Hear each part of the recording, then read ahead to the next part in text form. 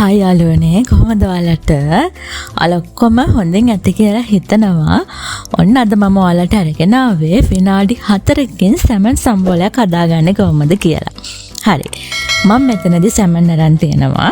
මම නම් මේ සැමන් ටික පොඩ්ඩක් බැදගත්තා. ඔයාලට කැමති නම් බදින්න නැතුව ගන්නත් පුළුවන්.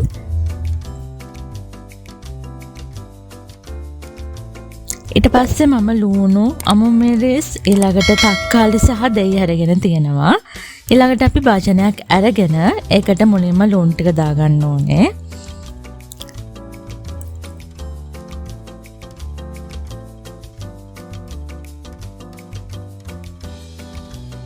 ඊළඟට මම එකතු කරගන්නවා අමු මිරිස් සහ නයි මිරිස්.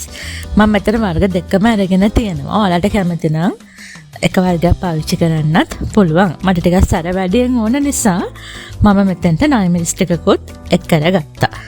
ඊළඟට මම එකතු කරගන්නවා තක්කාලි. මම මෙතනදී තක්කාලි ඔක්කොම එකතු කරගන්නේ නැහැ. තක්කාලි වලින් ටිකක් තමයි එකතු කරගන්නේ. ඊළඟට අපි මේ ටික හොඳට කලවම් කරගමු.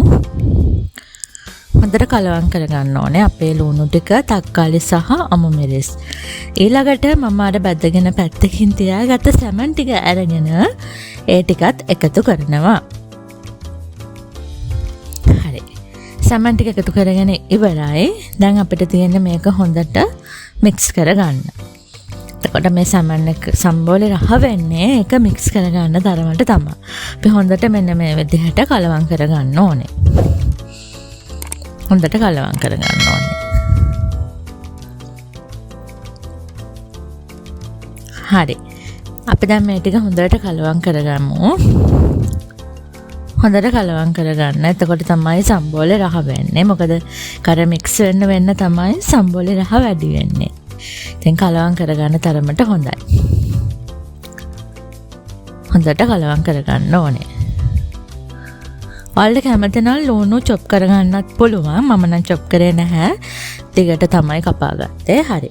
දැන් අපි මේක කලවම් කරගෙන ඉවරයි. දැන් මේකට මම එකතු කරගන්නවා ගම්මිරිස් කුඩු සල්පයක්.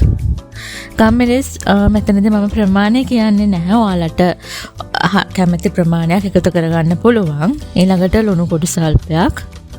මම මෙතනදී පාවිච්චි කරේ ලොකු සැමන් ටින් එක සැමන්. ඔයාලා ගන්න ප්‍රමාණය අනුව ඔයාලා බලලා පාවිච්චි කරන්න. ඊළඟට මම අතනදී තක්කාලි ටිකක් ඉතුරු කරගත්තා. ඒ තක්කාලි ටික මම නැවතත් ආයෙ එකතු කරගත්තා. දැන් අපි මේ ඔක්කොම ටික හොඳට මික්ස් කරගන්න ඕනේ. හොඳට මික්ස් කරගන්න අපේ ගම්මිරිස් ටික, ලුණු ටික මුළු සම්බෝලේ පුරාම පැතිරෙන විදිහට. එතකොට තමයි අපේ සම්බෝලේ රස වෙන්නේ. හොඳට කලවම් කරගන්න.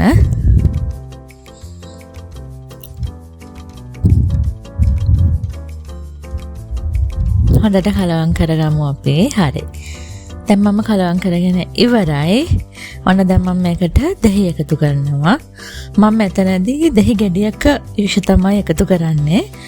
ඔයාලට රස අනුව ඔයාලා හදන ප්‍රමාණයත් එක්ක ඒ ප්‍රමාණය වෙනස් වෙන්න පුළුවන්.